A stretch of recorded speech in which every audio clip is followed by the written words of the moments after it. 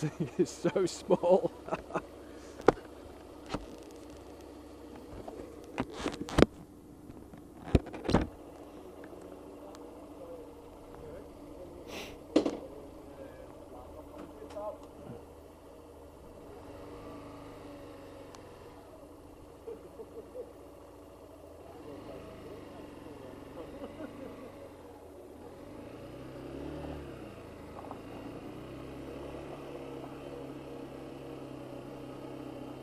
Oh, good grief, this thing is tiny.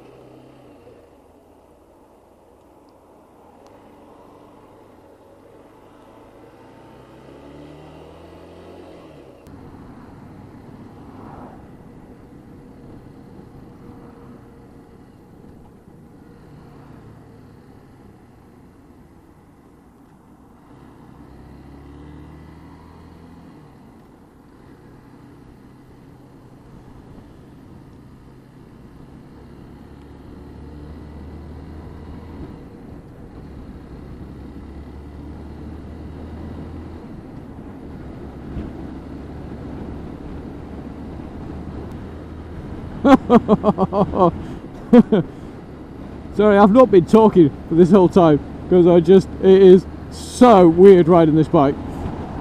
It's so little. Oh no, that's just unfriendly. That guy's just driven right past me. Fact is, with the running in limitations on the engine, I can't do more than 40 miles an hour. And I'm stuck on a dual carriageway where I should be doing 70.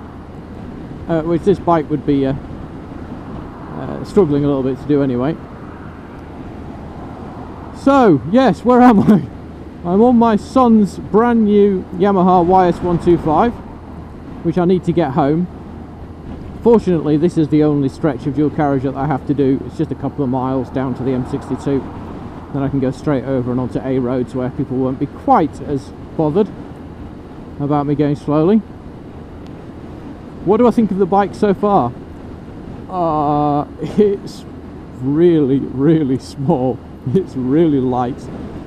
I can't find neutral when I want to, and I can't stop finding it when I don't. But that's just me getting used to it, I guess. Beyond that, it actually feels quite good. I can't really rag it and see how much guts it's got.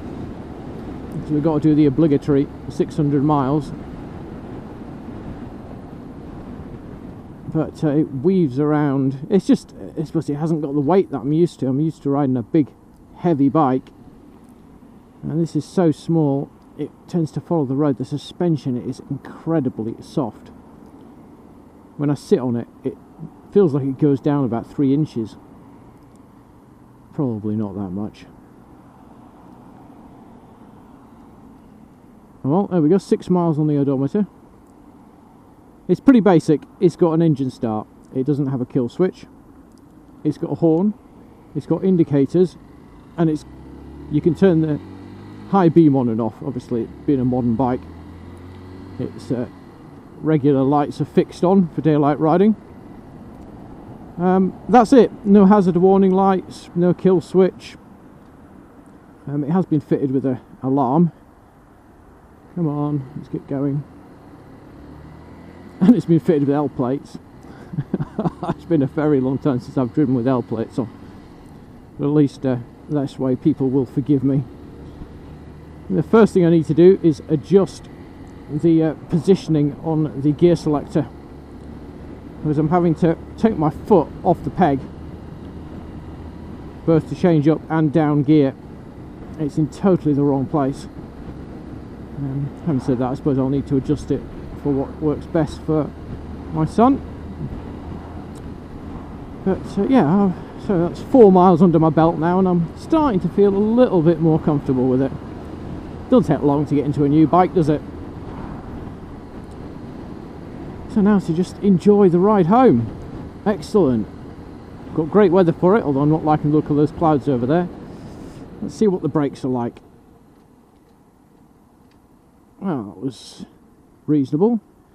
It's got a drum brake on the back, so I think apart from holding it on hills, that's really not going to contribute much. and it hasn't got ABS or anything fancy like that. In fact, it's got no electronics on it at all apart from the dash. But yeah, it stopped okay, and certainly I don't think I was giving it full grip on the handle, so I'm sure it could stop a bit harder than that, but I'm just conscious it's new pads, new discs, new everything, new tyres, new engine, new motorbike.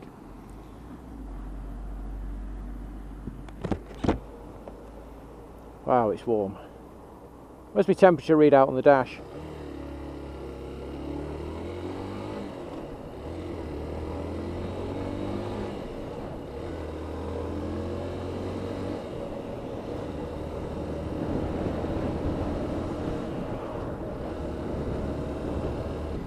The guy did say I should try and keep it down to 4,000 RPM, but that is just not happening. At 5,000 RPM, I'm only just clearing 40. I am not riding home at 30 miles an hour. That would just be crazy. It's great, it's so light. You know, I then chuck it around. Like I said, brand new tyres, brand new brakes, brand new engine, brand new everything. But it already feels really light and responsive compared to my RT. Yeah, sure, it's not going to have the power and you're going to have to change gear every 3 seconds. We've got 9,000 RPM red line. Just got to do 600 miles before we can get there. This right mirror is pretty good. This left mirror is entirely useless. Not quite sure why that is. You would think they'd be fairly symmetrical. Probably need to fiddle with the positioning a little bit. Yeah, well, not while I'm riding. Now then, I could do a bit of filtering on the outside here, but I'm not confident of my ability to get away from the lights faster than the cars. So I think I'll just stay here.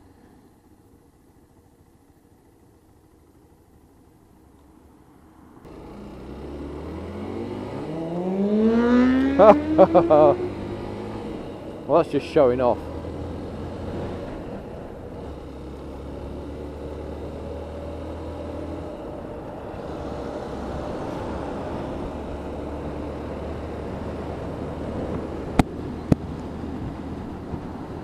Hey, 40, made it to 40. I'm doing the speed limit. It's great.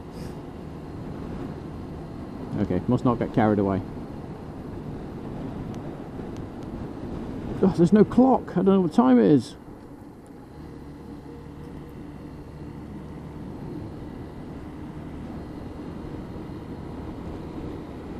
Okay, probably a bit early to get my knee down. You sort of open the throttle and it starts to go, and then you open the throttle further and it just keeps going at the same kind of rate of acceleration.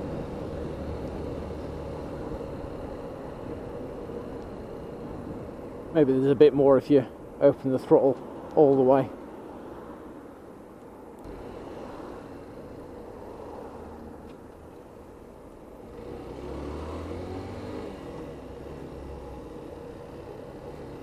Oh goodness me.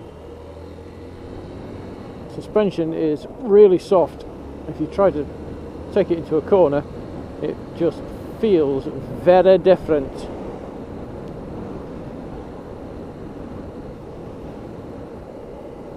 Not bad, just different. Riding position is definitely a bit cramped. I mean, in the end, I'm 6'1". This is not a big bike.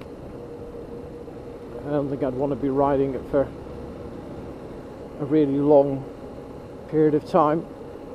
I think I might find that quite uncomfortable. One great thing about this bike is, because it's fairly small and pretty light, if you get a little bit of a wobble, you just put your legs down. It's going to be great for learning on.